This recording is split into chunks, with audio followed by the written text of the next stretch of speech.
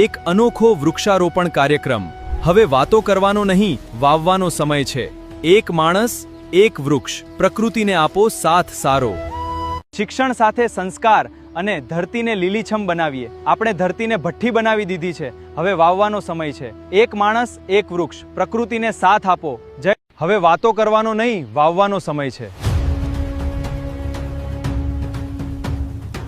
પ્રકૃતિને આપો સાથ સારો। ધરતી પૂછે વારંવાર, ક્યાં છે મારો લીલો શણગાર?